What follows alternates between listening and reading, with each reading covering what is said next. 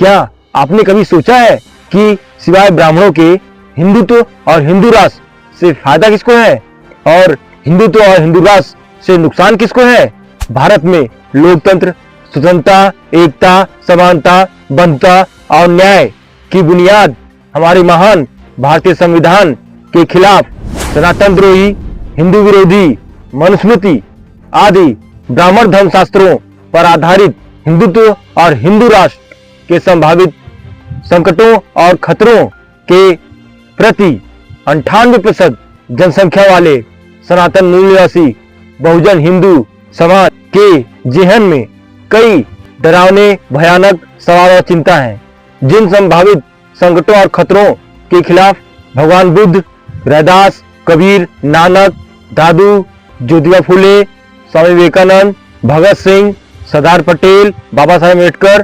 पेरियार रामास्वामी आदि हमारे महान महापुरुषों ने लड़ाई लड़ी, संघर्ष किया और जिसका सामना सम्राट अशोक, पृथ्वीराज चौहान, महाराणा प्रताप, छत्रपति शिवाजी महाराज, सावित्रीबाई फुले आदि हमारे महापुरुषों को करना पड़ा, जलावत और अपमान सहना पड़ा।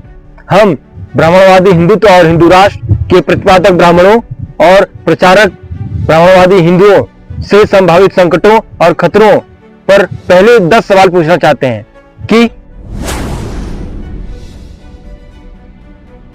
क्या तुम्हारे हिंदू राष्ट्र और राम राज्य में ब्राह्मण न होने के कारण हिंदुओं को शिक्षित करने वाले शंभुक जी जैसे महान हिंदू शिक्षकों और तपस्वियों की जांच पूछकर उनका गला काटकर हत्या करने का ब्राह्मणी मनुधर्म सनातन रहेगा?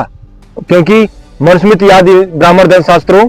में शिक्षा देने, पढ़ाने और धर्मोपदेश देने का विशेषाधिकार केवल ब्राह्मणों को है। ये ब्राह्मणों का स्वधर्म है, निज धर्म है। कोई और वर्ण अगर ये धर्म अपनाएगा तो उसे मृत्युदंड का प्रावधान है, जिसके तहत शंभु की हत्या की गई।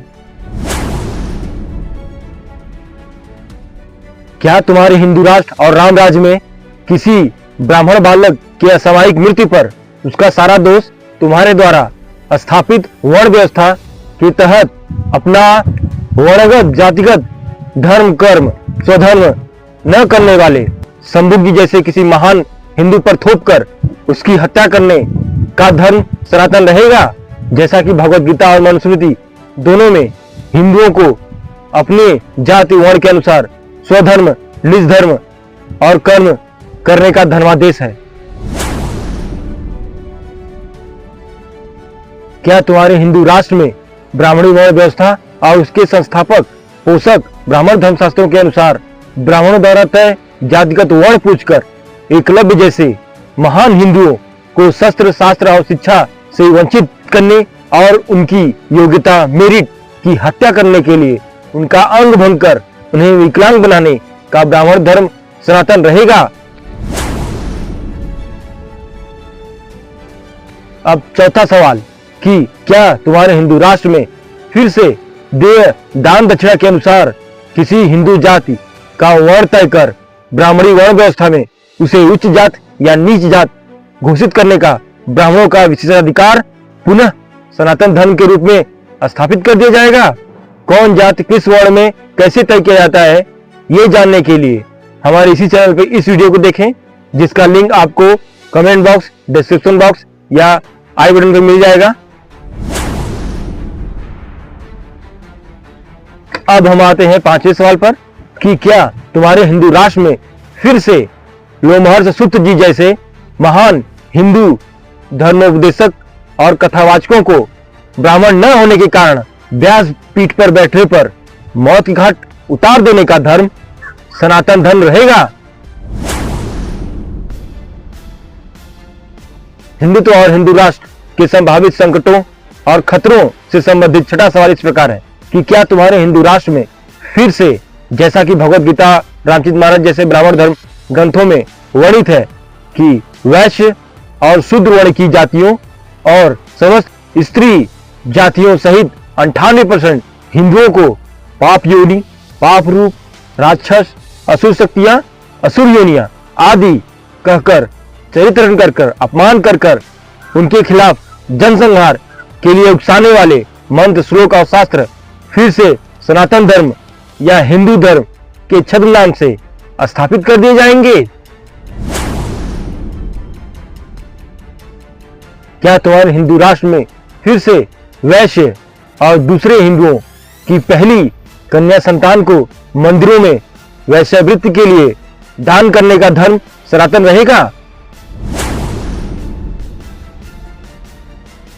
8वां सवाल, क्या तुम्हारे हिंदू राष्ट्र में यज्ञों आदि कर्मकांडों में धर्म के नाम पर हिंदुओं से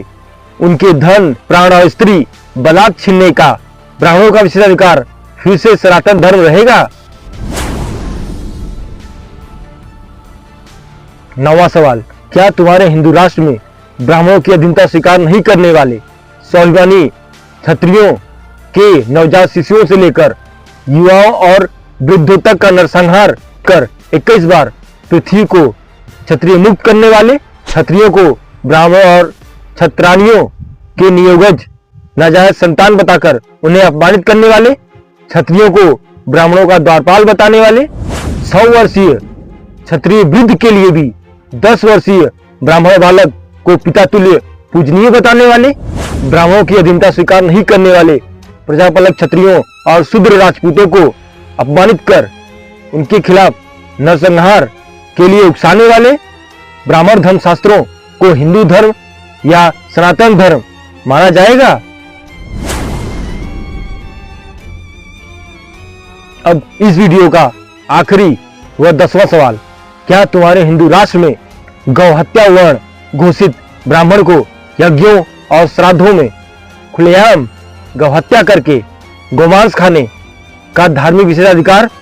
सनातन धर्म या हिंदू धर्म रहेगा? वैदिक युग में ब्राह्मणों द्वारा गौहत्या करके गोमांस खाने का शास्त्रीय प्रमाण आपको इस वीडियो में मिल जाएगा, जिसका लिंक आपको चैनल पर कमेंट बॉक्स में, डिस्क्रिप्शन बॉक्स में या आई बटन में मिल जाएगा। इस वीडियो में यही 10 सवाल, अगले सवाल हम अगले वीडियो में पूछेंगे। तब तक इस वीडियो को ज्यादा से ज्यादा लाइक और शेयर करके समाज को जागरूक और शिक्षित करें। समाज को शिक्षित और संगठित करने वाले बहुजन बहुमत चैनल को ज्यादा से ज्यादा सब्सक्राइब कराएं। फिर मिलेंगे अगले वीडियो में बाकी सवालों के साथ। तब तक जय सनातन, जय मूल्यवासी, जय बहुजन, जय हिंदू, जय संविधान, जय भारत। आपका बहुत बहुत धन्यवाद, साधुवाद, आभार।